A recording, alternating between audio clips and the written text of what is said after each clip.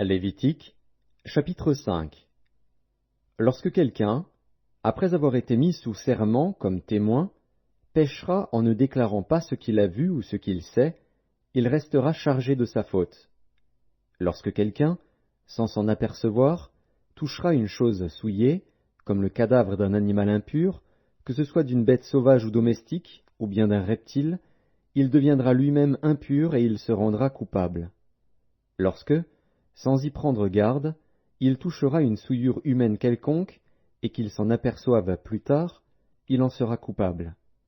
Lorsque quelqu'un, parlant à la légère, jure de faire du mal ou du bien, et que, ne l'ayant pas remarqué d'abord, il s'en aperçoive plus tard, il en sera coupable.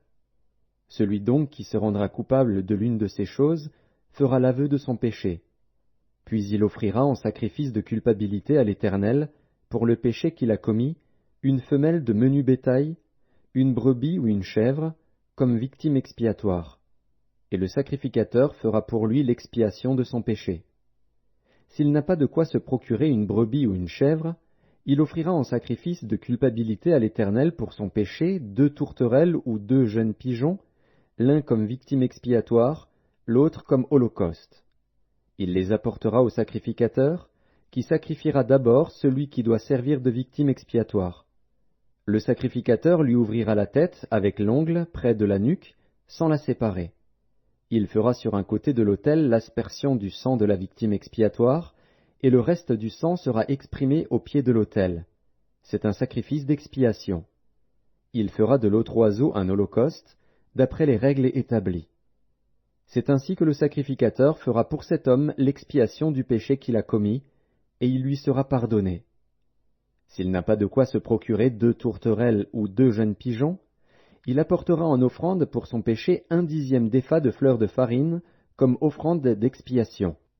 Il ne mettra point d'huile dessus, et il n'y ajoutera point d'encens, car c'est une offrande d'expiation. Il l'apportera au sacrificateur, et le sacrificateur en prendra une poignée comme souvenir, et il la brûlera sur l'autel, comme les offrandes consumées par le feu devant l'Éternel. C'est une offrande d'expiation. C'est ainsi que le sacrificateur fera pour cet homme l'expiation du péché qu'il a commis à l'égard de l'une de ces choses, et il lui sera pardonné. Ce qui restera de l'offrande sera pour le sacrificateur, comme dans l'offrande en don.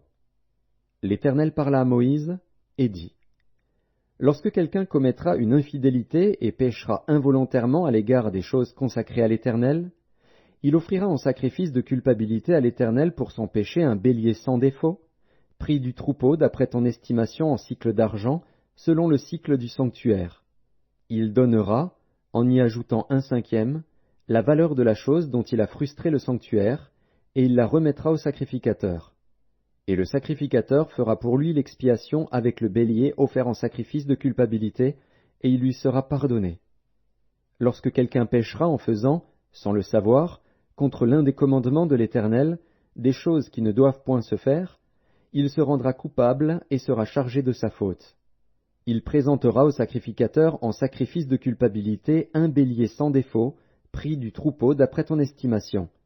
Et le sacrificateur fera pour lui l'expiation de la faute qu'il a commise sans le savoir, et il lui sera pardonné. C'est un sacrifice de culpabilité.